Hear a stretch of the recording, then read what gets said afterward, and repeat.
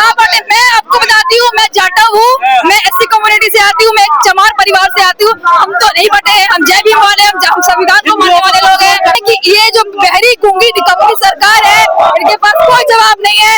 ये पूरी तरीके से डरी हुई सरकार है, इनके पास कोई जवाब नहीं है। तो क्या कॉम्प्रोमाइज कर लिया? ये पीएम कॉम्प्रोमाइज है, पूरी तरीके से नतमस्तक हो चुकी है, ट्रम्प के आगे झुक चुकी है।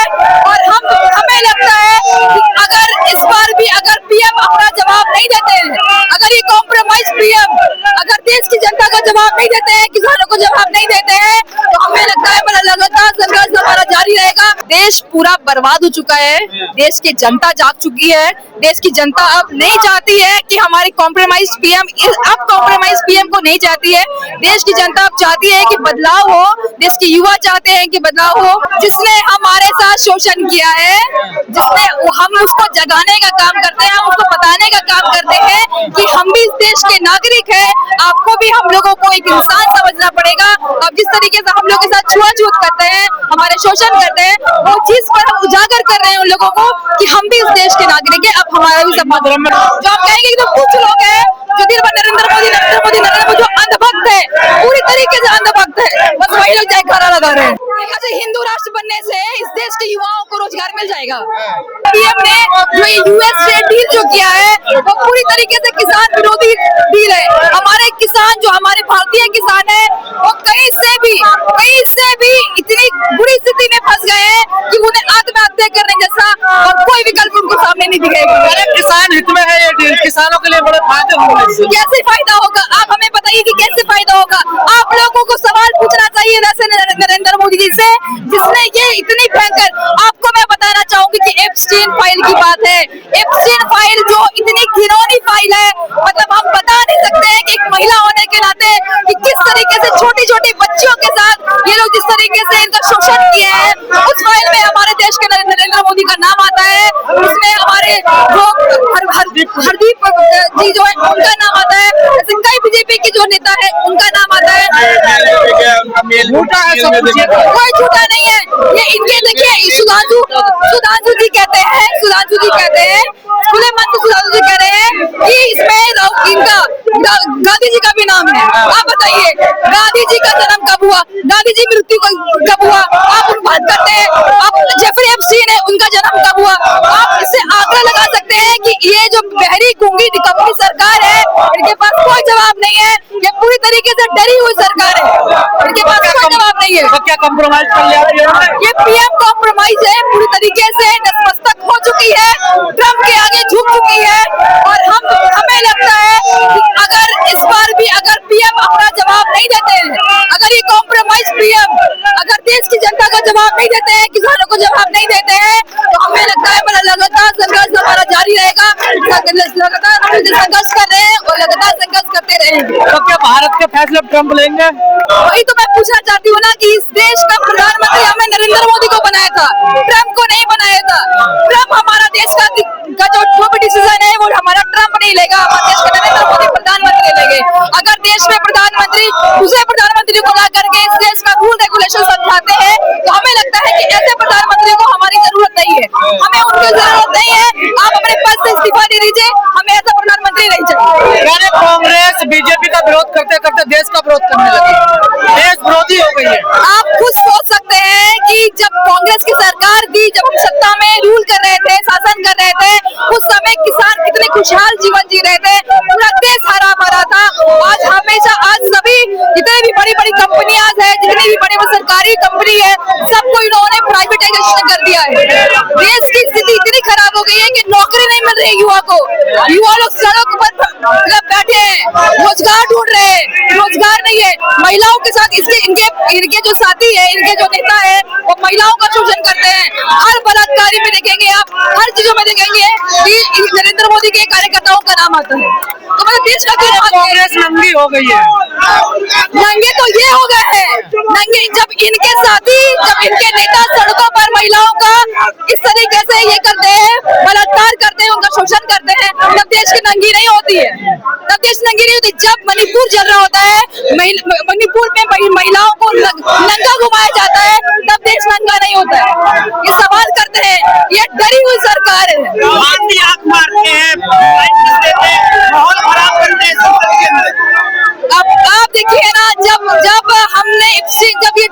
की बात चल रही थी, तो इन्होंने क्या किया, जब बार बार बुलाया जा रहा था तो सांसद नरेंद्र मोदी जी संसद में आ नहीं रहे थे अपनी जवाब को देने के लिए, अपनी बात को करने के लिए आ नहीं रहे थे।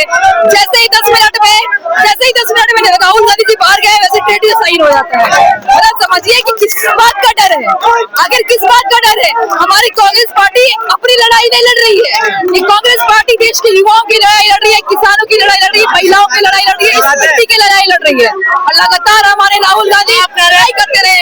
कमजोर है प्रधानमंत्री, युद्ध चल रहा है, मोदी जी का डंका बज रहा है पूरी दुनिया में। कहाँ डंका बज रहा है, कहाँ डंका बज रहा है नरेंद्र मोदी का, हमें बताइए।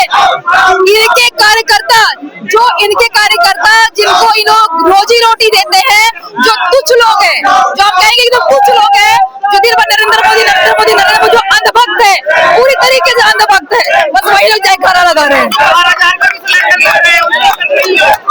देखिए, आप लोग समझिए इस बात को, इस देश के इस सत्ता से सवाल पूछना देश की मीडिया का काम था भाई, लेकिन देश की मीडिया सत्ता से सवाल नहीं पूछ रही है।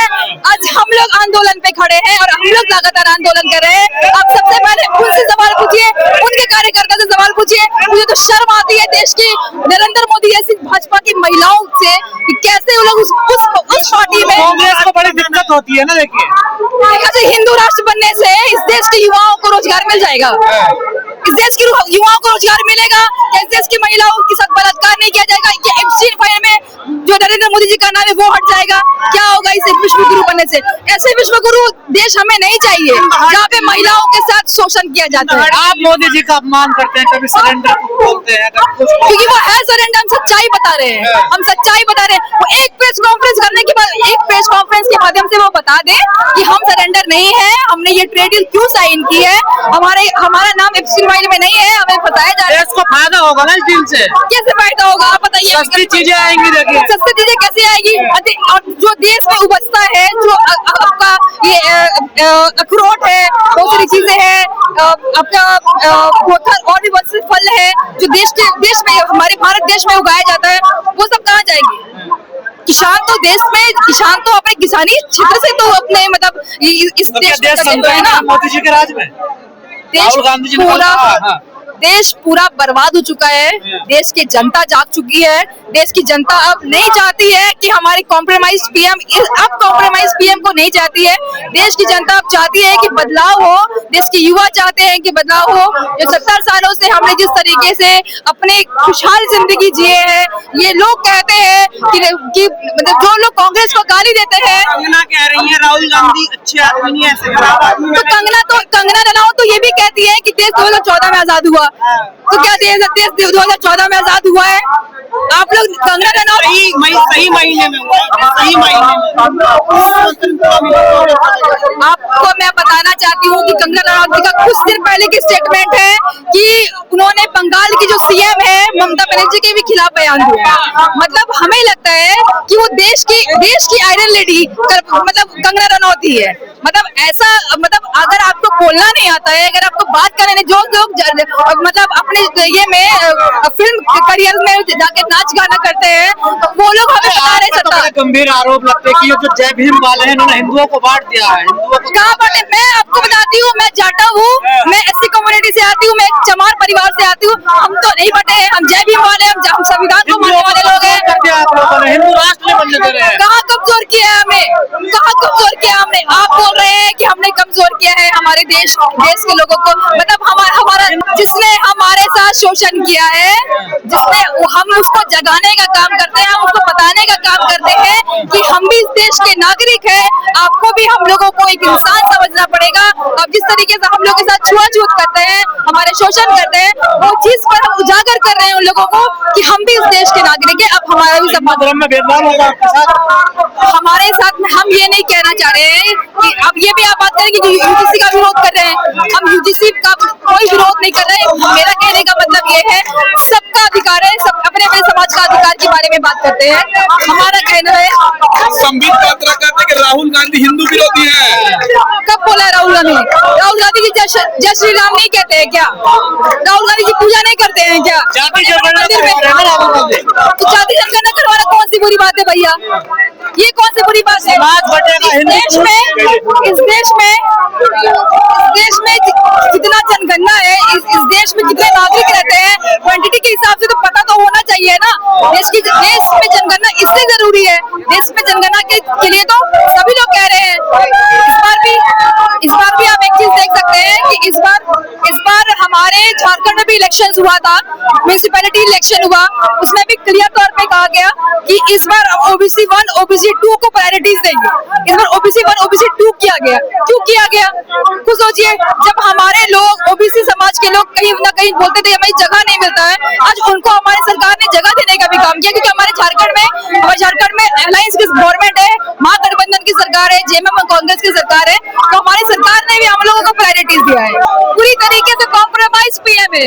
हमने देश में प्रधानमंत्री इसलिए बनाया था कि वो हमारी रक्षा करे, हमारे अधिकारों की लड़ाई लड़े, हमारी युवाओं का आवाज उठाए, हमें रोजगार दे, हमें महिलाएं जिस तरीके से महंगाई झेल रही है, सिलेंडर LPG इतना महंगा हो गया है, महिलाओं से पूछिए जा करके, आप महिलाओं से एक घर में महिलाओं से जाके पूछिए, उन लोगों को ब्लैक में जाकर के LPG लेना पड़ रहा है, आज उनको अपने गहने बेच करके सिलेंडर लेना पड़ रहा है। इतनी बुरी स्थिति इस देश में पैदा हो गई है। कह रहे हैं कोई कमी नहीं है, कांग्रेस भड़का रही है जनता।